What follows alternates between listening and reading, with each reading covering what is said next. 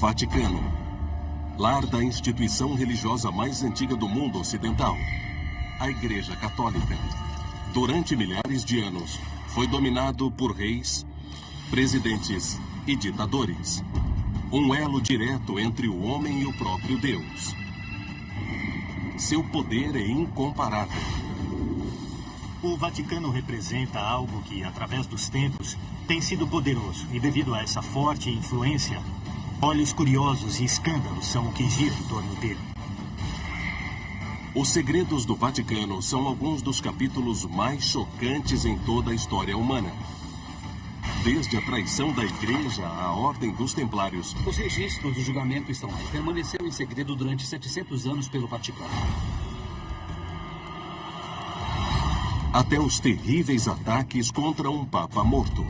O cadáver foi exumado e estava morto havia quase um ano. Então podemos imaginar como isso deve ter sido absolutamente horrível. Existe uma ligação chocante com criminosos de guerra nazistas. Os membros da CIA descobriram que havia muitos refugiados nazistas em igrejas romanas.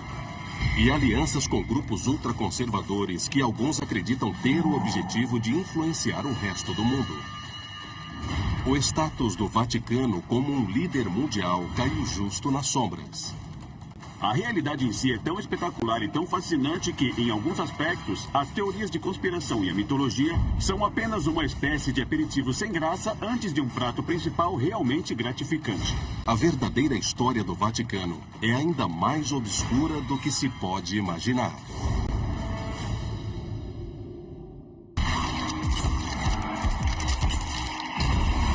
Códigos e conspirações. O Vaticano. A Igreja Católica Romana é a única instituição religiosa no mundo a ter oficialmente sua própria cidade-estado. O Vaticano, um complexo de mais de 43 hectares, está situado dentro da cidade de Roma. Uma verdadeira fortaleza separada do mundo exterior. Mas após séculos como autoridade moral do mundo ocidental, os segredos de como o Vaticano construiu e manteve seu poder impressionante estão vindo à tona. Roma tem uma quantidade incrível de segredos e eu acho que muitas pessoas acreditam que a maior parte desses segredos está no Vaticano. Filmes como Anjos e Demônios ou Código da Vinci. Acho que essas pessoas realmente acreditam que existe um pouco de verdade nesses filmes. Quando eu acho que já vi alguns dos mitos ou conspirações mais absurdos sobre o Vaticano, aparece outro.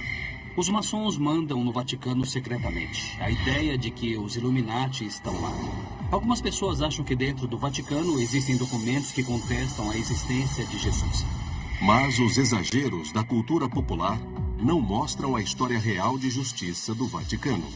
Como eu sempre digo sobre o Vaticano, nós não precisamos enfeitar nada, porque a própria realidade é mesmo espetacular e muito fascinante. A posição poderosa do Vaticano como um canal entre homem e Deus tem um lado obscuro. Sua longa história secular de influência mundial levou a lutas de poder, relações políticas sombrias e até mesmo assassinato. E boa parte disso cai aos pés do líder da igreja, um dos homens mais poderosos do mundo. O papado é uma monarquia e, portanto, essa é a estrutura essencial do poder. Toda a autoridade no Vaticano deve partir do Papa. Essa estrutura autoritária de poder gerou muitos negócios corruptos por todo o reinado da igreja. Entre as várias centenas de papas, existiram muitos papas muito bons e alguns papas realmente terríveis. Eles mataram seus rivais e fizeram tudo o que podemos imaginar. É quase como ter uma família da máfia, só que mandando na igreja. Nos primórdios obscuros da Europa Central, o Papa dividia o poder com o Sacro Imperador Romano. Os imperadores exerciam domínio sobre o reino físico, enquanto os papas supervisionavam a espiritualidade das pessoas. Na teoria, era o poder compartilhado. Na realidade, isso levou a um jogo sangrento de monarcas em conflito. Os papas não eram eleitos pelo povo, pelos cidadãos, por assim dizer. Eles também não podiam transmitir o papado deles para os filhos homens. Portanto, significava que era preciso um grande esforço para organizar a sucessão, certificando-se de que era possível contar com um poderoso conjunto de aliados. Talvez o acontecimento mais terrível em toda a história da Igreja envolva um Papa que fez coisas indescritíveis para consolidar o próprio poder. Janeiro do ano 897. Um julgamento está em andamento em Roma. As acusações são de perjúrio e de tomar ilegalmente o trono. O réu é o Papa, que morreu há 9 meses. Esse é o Sínodo do Cadáver, também conhecido como o julgamento do Papa defunto. O Sínodo do Cadáver, em essência, é a história do corpo do Papa que foi exumado do túmulo para ser julgado por crimes que ele havia cometido enquanto ainda era vivo. Antes de sua morte, o Papa Formoso tinha sido um pontífice popular em todo o seu reinado de 5 anos. Mas ao longo do caminho, ele fez um inimigo.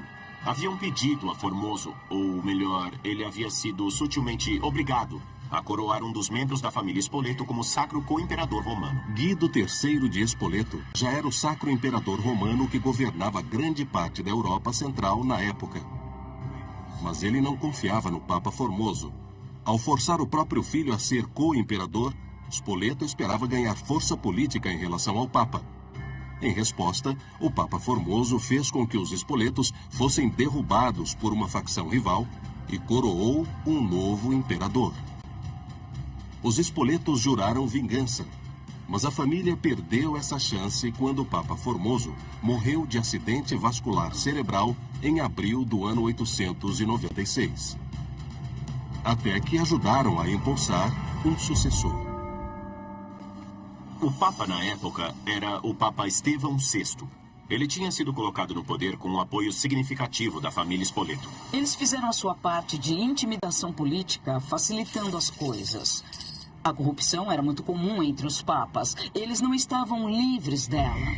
Por insistência dos Spoletos, o Papa Estevão VI decidiu colocar o ex-papa em julgamento para legitimar sua própria posição como pontífice. O resultado parece ter saído de um filme de terror. O cadáver foi exumado e estava morto havia quase 1 ano, então podemos imaginar como isso deve ter sido absolutamente horrível. Eles o trajaram em vestes papais, o amarraram a uma cadeira e um diácono responderia por ele.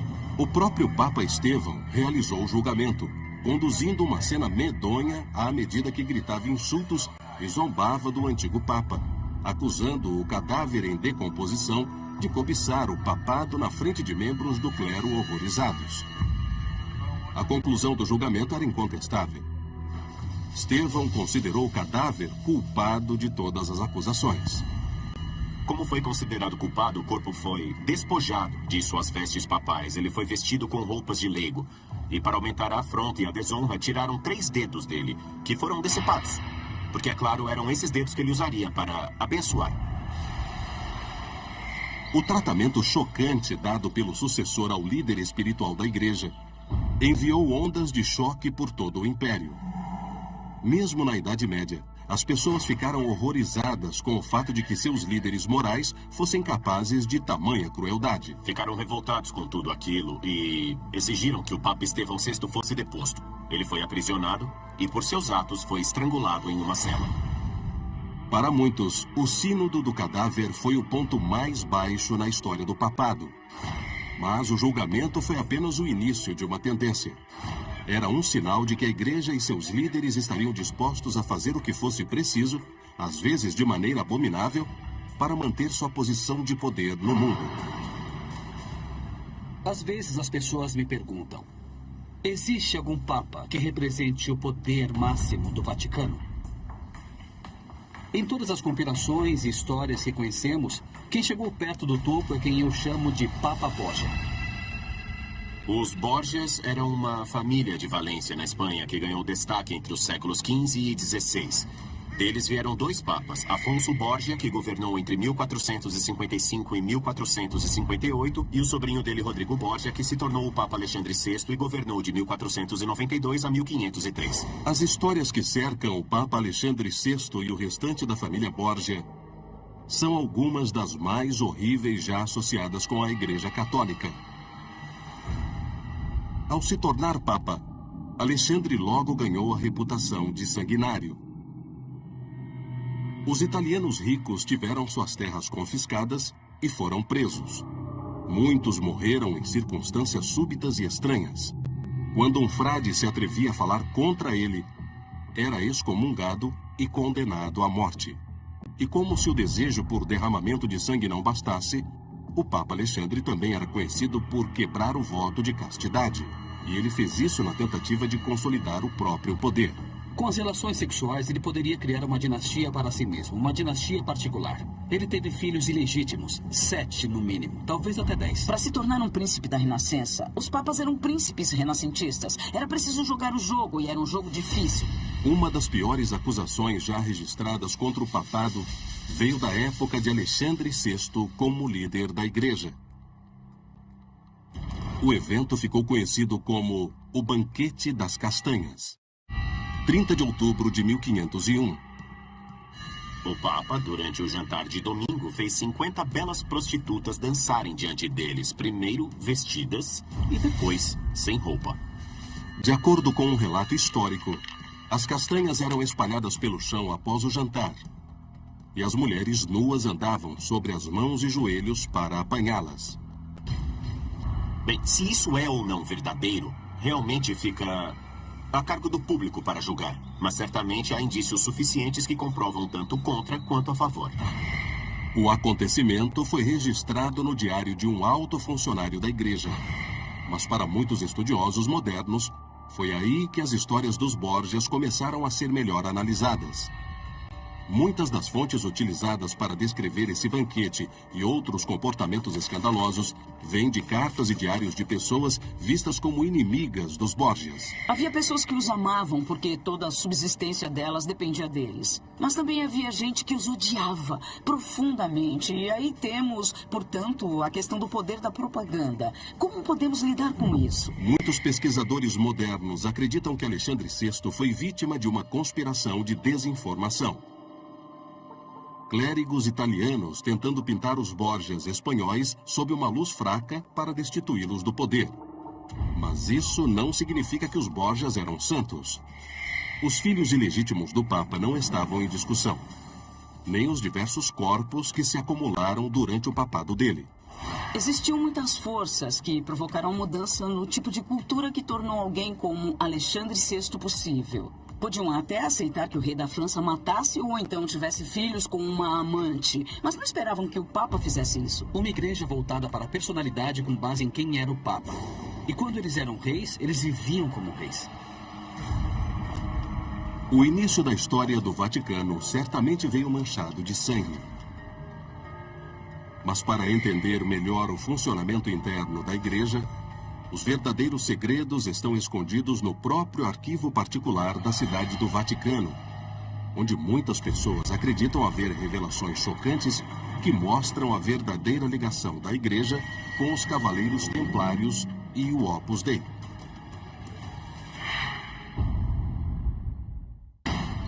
Durante séculos, os pesquisadores têm cobiçado os segredos do Vaticano. Mas uma instituição sabidamente privada guarda sua história bem perto. Na verdade, tão perto que durante boa parte da existência da igreja ficou escondida a 7 chaves. A própria história do Vaticano e da Igreja Católica está escondida nos arquivos secretos, trancada não mais do que a 5 minutos daqui, entre os muros impenetráveis da cidade do Vaticano. Eles foram criados em 1610 e permaneceram fechados até 1881, quando o Papa Leão XIII os revelou, e mesmo assim somente para acadêmicos e pesquisadores. Ainda hoje, ter qualquer acesso está longe de ser fácil. É preciso passar por uma verificação de antecedentes, um processo de requerimento e uma renovação das credenciais a cada 6 meses, o que significa que se por algum motivo o Vaticano não quer que você entre, você não entra. A privacidade é altamente valorizada no Vaticano. Quando os arquivos foram finalmente abertos a pesquisadores no final dos anos 1800, o acesso vinha acompanhado de muitas restrições. Ainda existem algumas categorias de assuntos que eles não mostram. Por exemplo, eles guardam todos os documentos de um determinado papado juntos e geralmente consideram isso confidencial por pelo menos 50 anos após o fim desse papado. Durante séculos, o Vaticano seguiu as próprias regras. E ninguém tinha receio de nada.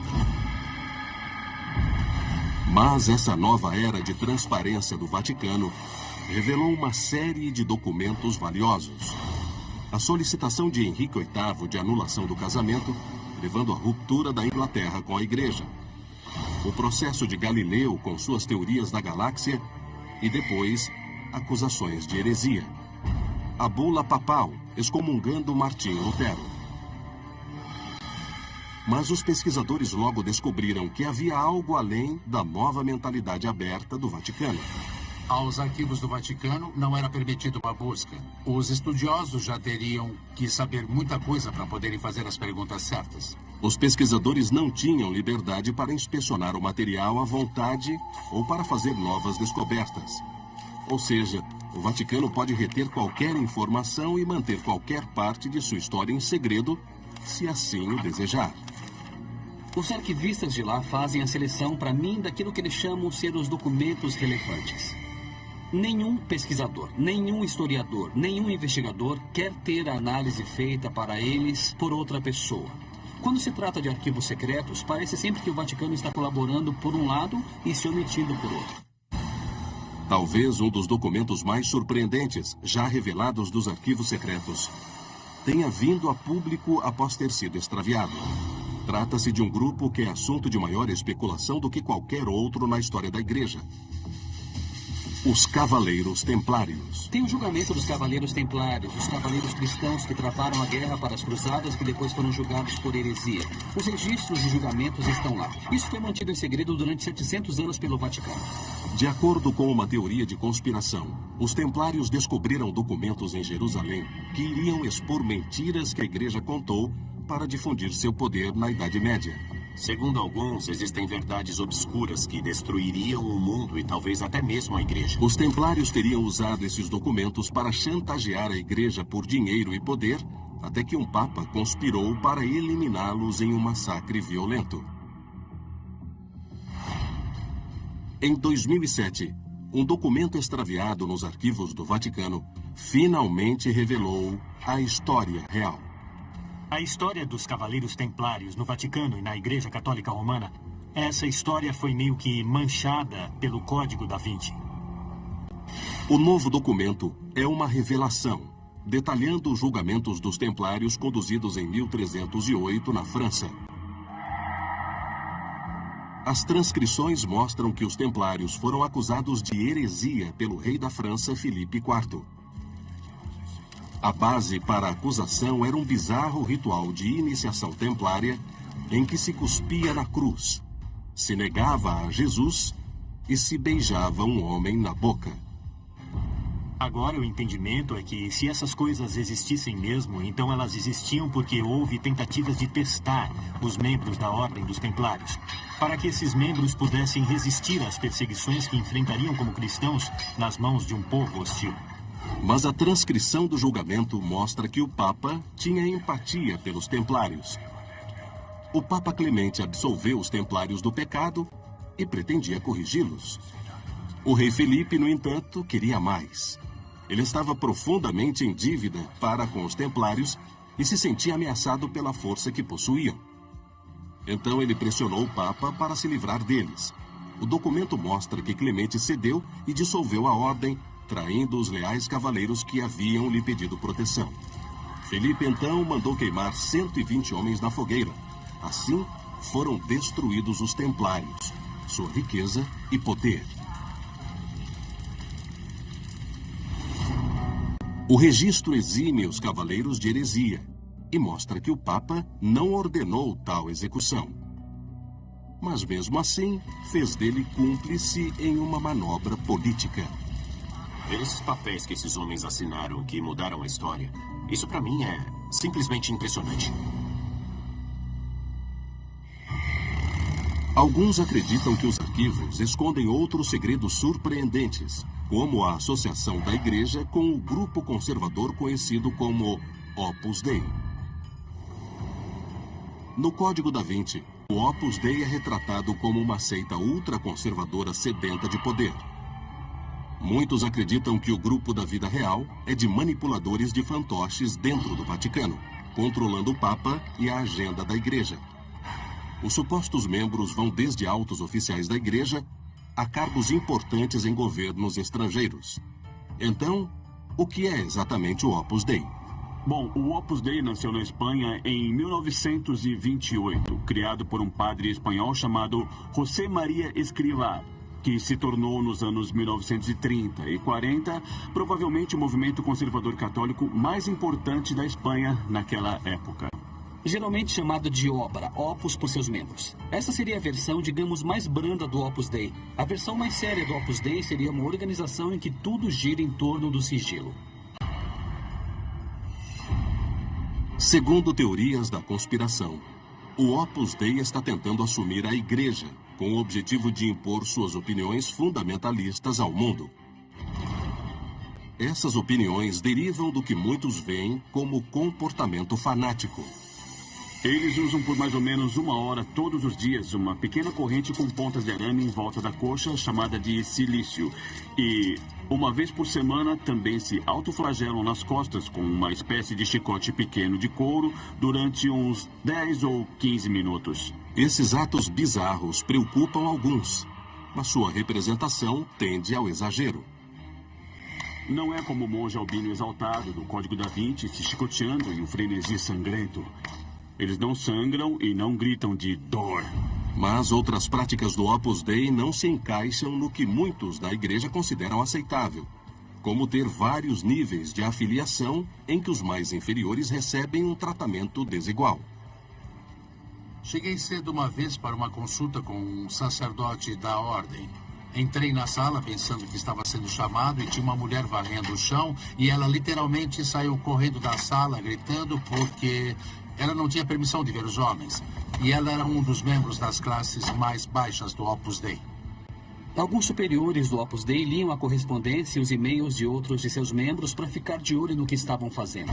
Essa natureza secreta, juntamente com ações polêmicas, gerou preocupação quanto à influência do Opus Dei dentro da Igreja, principalmente quando começou a se difundir mais para o final do século XX. Eles tinham uma boa aceitação durante o papado de João Paulo II. O Opus Dei era, de certo modo, o filho querido mais velho de João Paulo. Eu vi a influência do Opus Dei aumentar substancialmente. Seus membros do clero foram nomeados para posições muito importantes no Vaticano. A ascensão do Opus Dei levou à especulação de que essa seita ultraconservadora havia se tornado o verdadeiro manipulador de fantoches do Vaticano. O Opus Dei não controla o Papa, eu tenho certeza. Mas eles parecem ter cada vez mais influência no cenário cultural de Roma. Talvez eles achassem que somos uma igreja sitiada, de certa forma, pela cultura moderna. Alguns acreditam que o Opus Dei está tão empenhado em evitar que a igreja evolua no mundo moderno que o grupo mantém seus membros em segredo para que ele possa se infiltrar em todos os níveis do Vaticano e controlá-lo de dentro. Bom, se você quer escrever um roteiro de cinema e quer um elenco, uma espécie de equipe secreta e sombria operando nos bastidores, o Opus Dei teria saído desse elenco central. Porém, essa influência não é o mesmo que controlar, ela é simplesmente um jogador em um jogo muito complicado. O complexo mundo da política do Vaticano viu a ascensão e queda de grupos controversos dentro da Igreja. Mas o Vaticano não cometeria um erro maior do que quando fez um pacto com o diabo. Um diabo chamado Adolf Hitler. Os segredos do Vaticano vão além da história antiga. Desde o final do século XX, o Vaticano e muitos papas lamentam publicamente o Holocausto e condenam os regimes fascistas da Segunda Guerra Mundial. Mas o envolvimento da Santa Sé com os piores regimes do século XX não é tão claro ou tão simples quanto o Vaticano gostaria que fosse. O problema para a igreja com relação à sua história era que ela estava indo muito bem quando era o Império. E aí, de repente, em 1870, o Vaticano perdeu esse império. O Vaticano e o Papa governavam os estados papais, territórios da Itália Central e do Norte que pertenciam à Igreja. Mas o movimento de unificação da Itália no final do século XIX acabou descartando o Vaticano, fazendo da Itália um único país. E quando perderam esse império, perderam todas as terras, todas as pessoas sob seu controle e se tornaram o que hoje conhecemos como Cidade do Vaticano, esse pequeno pedaço de terra. E eles não eram mais os reis soberanos, eram apenas papas. E isso continuou por quase 60 anos até que Benito Mussolini, o ditador fascista da Itália, subiu ao poder. Mussolini era filho de mãe católica, mas ele rejeitava a religião e se tornou um ateu declarado quando jovem. Quando começou sua ascensão ao poder em 1921, Mussolini reconhecia as vantagens políticas de se reconectar com a Igreja. Ao ganhar o apoio dos católicos do país, ele podia consolidar sua permanência no poder. Não era como se a Igreja Católica mandasse no país inteiro, mas mandava em boa parte.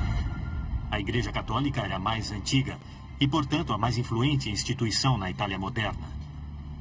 Ele precisava da Igreja ao lado dele, então fez um acordo com eles em 29.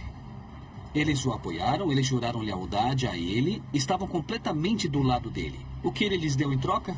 Ele deu a eles o que hoje seria cerca de $1 bilhão para compensá-los pela perda dos estados papais. É muito dinheiro. E além disso, ele disse: Papa, farei do senhor um soberano. Eu reconheço o senhor como rei soberano da cidade do Vaticano. Terá todos os direitos que tinha quando possuía um império. O Vaticano, sob o Papa Pio XI, recuperou oficialmente a própria soberania, graças ao acordo feito com Benito Mussolini.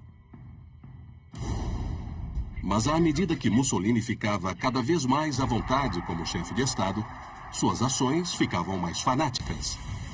E o Vaticano, com medo de perder o poder recém-adquirido, se deixou levar pelas circunstâncias.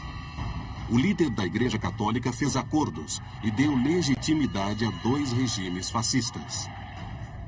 Após 1940, a Igreja Católica não pôde mais desfrutar do luxo da imparcialidade.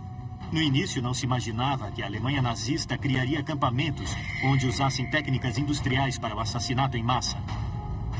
Mas isso começou a acontecer. Muitas pessoas analisavam as decisões tomadas tanto pelo Vaticano quanto pelos bispos católicos alemães entre o final dos anos 30 e 40 e diziam que estavam mais interessados em preservar a instituição da Igreja e que falharam em denunciar os crimes contra a humanidade, os crimes contra a consciência.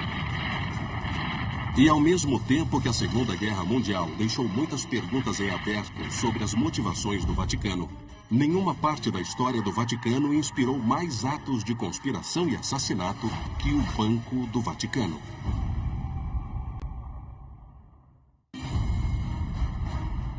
O Vaticano preferia manter seus segredos longe de olhares curiosos. Mas quando um papa morreu inesperadamente, os escândalos vieram como uma reação em cadeia. Na manhã de 28 de setembro de 1978, apenas 33 dias após ter sido eleito Papa, João Paulo I foi encontrado morto em seus aposentos. E muita desinformação se espalhou a partir do Vaticano.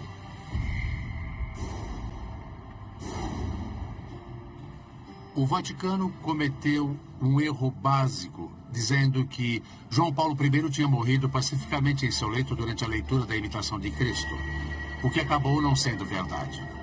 Quando o cardeal, que era secretário do Estado, descobriu que uma freira tinha encontrado o corpo do Papa, pois ela levava o café para ele todos os dias às 6 horas da manhã, ele disse: uma mulher não pode ter encontrado o corpo do Papa porque pensarão algo a respeito. Ele pediu que ela mentisse e pediu que 2 outros padres dissessem que eles encontraram o corpo. Tudo isso foi desmascarado, não puderam continuar com a farsa. Boatos de conspiração circularam rapidamente. Muitas pessoas diziam que o Papa João Paulo I iniciaria uma supervisão cuidadosa do Banco do Vaticano. 33 dias depois, foi encontrado morto. Existe uma teoria que sugere que o Papa João Paulo I foi assassinado, porque sabia demais sobre os escândalos do Banco do Vaticano. Apesar da lentidão inicial do Vaticano com os fatos, nunca foi encontrada nenhuma evidência de crime. Ele estava realmente muito doente. As freiras da residência papal estavam tão preocupadas com a saúde do Papa que chegaram a ponto de consultar o Anuário do Vaticano, que é um importante livro histórico, porque elas queriam saber quais tinham sido os reinados papais mais curtos da história. Isso aconteceu na mesma noite em que o Papa morreu, portanto, eu acho que para elas não foi um grande choque, para o resto do mundo, sim. A corrupção dentro do Banco do Vaticano se revela catastrófica para a Igreja. 18 de junho de 1982. Um homem é visto pendurado em uma ponte em Londres. A morte liga o Vaticano à máfia e um escândalo que o mundo mal pode acreditar. E tudo começa com o Banco do Vaticano. Pode perguntar a qualquer um no Vaticano e eles vão dizer que o Banco do Vaticano não existe. Eles vão dizer que o que existe é algo chamado de Instituto para as Obras de Religião. Um banco diferente de qualquer outro banco. Ninguém vê os números, apenas o administrador e o próprio Papa. Sem supervisão, o Banco do Vaticano é objeto de inúmeros escândalos, praticamente desde a sua criação em 1942. Ele recebe uma grande quantia em dinheiro porque lida com instituições de caridade. As instituições católicas são as maiores do mundo. Lidam com dinheiro vivo o tempo todo. Esse dinheiro vai para o Banco do Vaticano, que depois é investido naquilo que só eles conhecem. Um desses investimentos é com o Banco Ambrosiano, um banco italiano centralizado em Milão. O presidente é Roberto Calvi. Roberto Calvi era um banqueiro médio de um banco católico italiano no final dos anos 1960 em diante. Ele foi subindo de cargo no banco, era ambicioso e acabou tendo a oportunidade de fazer uma reunião com os administradores do Banco do Vaticano. Quando Calvi se reuniu com o arcebispo Paul Marcinkus, chefe do Banco do Vaticano, ele encontrou literalmente um parceiro no crime. Havia uma série de restrições na Itália sobre o que Calvi podia fazer no próprio banco. Então, o que ele fez? Ele pegava o dinheiro do Vaticano e o fazia circular para que, quando os auditores fossem às suas empresas fantasmas, pareceria que tinha um grande balancete e depois ele colocaria o dinheiro do Vaticano em outro lugar. Ele pagaria o Vaticano por usar tudo aquilo. Calvi mentia para os novos investidores sobre a dimensão dos recursos de seu banco. E ele usava o dinheiro do Vaticano para sustentar suas mentiras. Em 1982, o esquema de Calvi desabou. O Banco Ambrosiano descobriu que faltavam recursos, totalizando 1 bilhão e 200 milhões de dólares. O banqueiro foi condenado e sentenciado à prisão, mas fugiu do país para Londres. Uma semana depois, quando um funcionário foi trabalhar no jornal The Daily Express, ele viu um corpo pendurado debaixo de uma ponte em Londres e descobriu-se que era Calvi com um passaporte falso. A morte foi considerada suicídio pela Scotland Yard. Só depois de 25 anos e cerca de 6 outras investigações é que tivemos a prova de que realmente foi assassinato. Embora a morte de Calvi tivesse sido revertida para homicídio, o julgamento só aconteceu em 2005. 5 indivíduos, incluindo um membro da máfia siciliana, foram acusados de conspirar para matar o banqueiro de Deus. Mas o júri absolveu todos os 5 por falta de provas. Ninguém foi condenado pela morte dele. Dava para fazer um jogo de tabuleiro com quem seria o assassino. A máfia? Políticos italianos? Ou o Vaticano e o bispo Marcinkus, que pode ter tido uma grande participação? Todo mundo tinha um motivo para querer Calvi morto. As autoridades do Vaticano concordaram depois em pagar 244 milhões de dólares aos credores do Ambrosiano, como um gesto de boa vontade, mas negaram qualquer irregularidade. E quando o cabeça do Banco do Vaticano, o bispo Marcinkus, foi acusado de fraude na Itália por causa de sua ligação com Calvi, o Vaticano manteve isso do lado de dentro dos muros soberanos do Vaticano. Eles disseram, não temos um tratado de extradição com vocês, com a Itália. Não vamos deixá-los sair. Isso foi para o Supremo Tribunal Italiano, que disse, nós apoiamos o Vaticano, não precisam enviá-los. Por isso Marcinkus nunca foi julgado. O arcebispo Marcinkus se demitiu do cargo. mas continuou alegando inocência no escândalo por toda a vida. O Vaticano também negou publicamente qualquer irregularidade por parte dele ou do banco.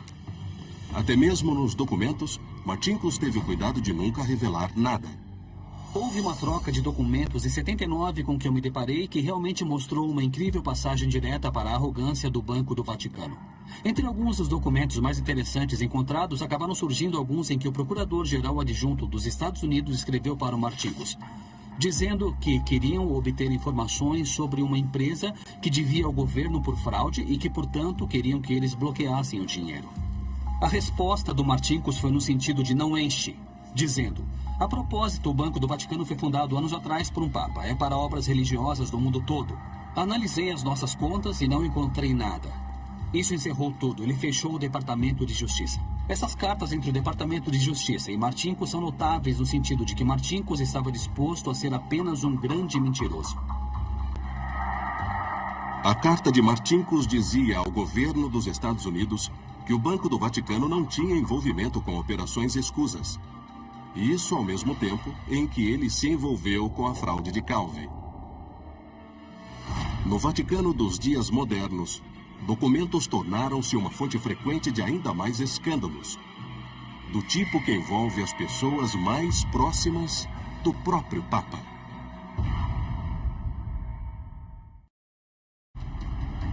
Durante séculos, os escândalos vêm atormentando o Vaticano em todos os níveis. Mas em 1998, uma parte antes intacta do Vaticano também foi vítima: a Guarda Suíça. Em 4 de maio de 1998, o brilho da lendária Guarda Suíça foi manchado com assassinato. Havia um novo comandante da Guarda Suíça na época, um homem chamado Alois Eastermann, que tinha acabado de ser designado para comandante da guarda. E, em algum momento durante o dia, no apartamento em que morava, foram disparados 5 tiros. 3 pessoas morreram.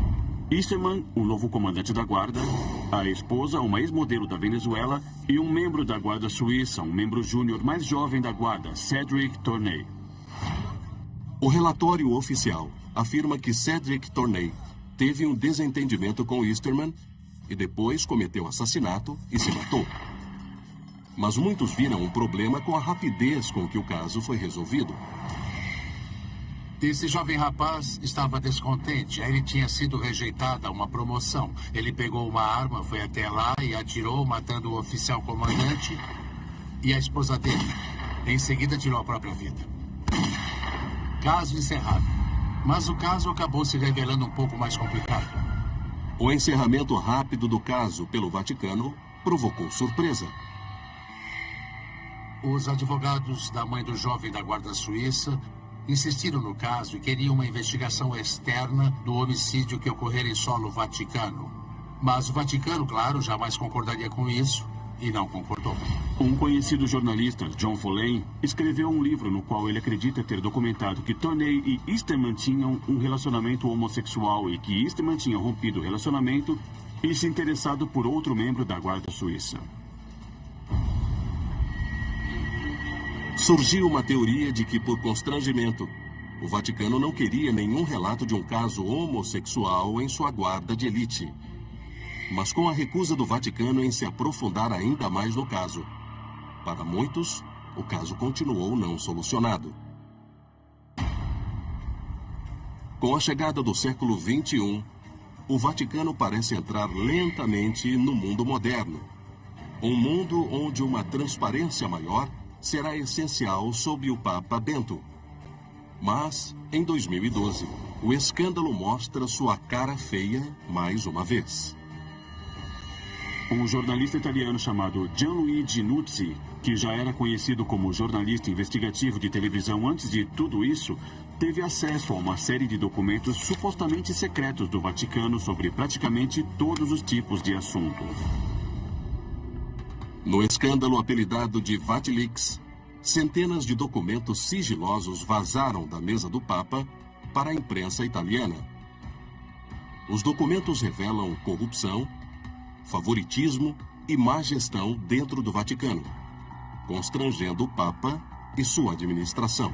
Nos Estados Unidos, seria o equivalente a documentos sendo liberados mostrando que John Kerry, o secretário de Estado, estivesse tendo uma briga com o secretário de Defesa e o estivesse chamando de todos os tipos de nomes e se recusasse a ver a família dele em um evento familiar e diriam, nossa, não sabíamos dessa guerra. Mas ainda mais fascinante para as pessoas era quem, entende? Quem tinha fornecido esses documentos e por quê? Bom, a figura dentro do sistema que na verdade foi presa, acusada e posteriormente processada foi o ex-mordomo do Papa, um leigo italiano chamado Paolo Gabriele. Nem os roteiristas de Hollywood poderiam imaginar isso, não é? Porque foi mesmo o mordomo que fez aquilo. Ele usou a copiadora do escritório para fazer uma cópia de centenas de documentos. E depois entregou tudo em uma espécie de encontro sigiloso com um jornalista italiano. Bom, isso era novo. E foi isso que foi surpreendente, que os documentos papais realmente vazaram. Essa foi uma das cartas mais famosas que já foram divulgadas como parte desse caso. É uma carta escrita por um arcebispo italiano chamado Carlo Maria Vigano. Ele foi visto como um delator que estava tentando expor vários atos de corrupção e favoritismo, gastos excessivos, má gestão e assim por diante. Vigano é o oficial número 2 do Vaticano. E a recompensa por tornar esses problemas internos públicos? Ele foi afastado do cargo e enviado para os Estados Unidos como embaixador. Pensaríamos que o fato de ser nomeado embaixador nos Estados Unidos seria incrível. Mas dentro desse sistema era visto como uma espécie de pacote de bônus para tirar o homem de uma posição de poder. Era uma carta que Vigano escreveu ao cardeal secretário de Estado, o segundo homem de confiança do Papa, pedindo, na verdade quase implorando que ele não fosse transferido. E é claro, como se sabe, ele perdeu essa batalha e foi parar nos Estados Unidos. Portanto, essa seria uma espécie de prova A no caso de que ser um delator dentro do Vaticano, pelo menos em um passado bem recente, nem sempre foi bom para a saúde. Mesmo que o Vaticano agora embarque em uma série de reformas sem precedentes pelo Papa Francisco, as condutas envolvidas em escândalos parecem estar sempre presentes. Em novembro de 2015, o Vaticano prendeu 2 funcionários responsáveis pelo vazamento para a imprensa de outros documentos internos comprometedores. E o ciclo começa mais uma vez. Acho que o Vaticano não vai mais sair dessa nuvem de conspiração. Existe muita bagagem institucional por trás do Vaticano em 2000 anos para, de repente, se tornar uma instituição aberta e transparente. Eu acho que um dos grandes mitos persistentes do mundo moderno é a teoria de conspiração do Vaticano. Ela nunca sai de moda e nunca entra em declínio. Eu acho que eles podem se tornar cada vez mais abertos, mais honestos, talvez abaixando o volume das teorias de conspiração daqui para frente. Quando uma coisa se arraiga na imaginação popular, eu não tenho certeza se vai desaparecer. De papas mortos sendo julgados, a associações com regimes fascistas e escândalos que começam com corrupção e terminam em assassinato. Quando se trata dos segredos do Vaticano, parece que vale o velho ditado: a verdade é realmente mais estranha que a ficção. Versão brasileira, DPN Santos.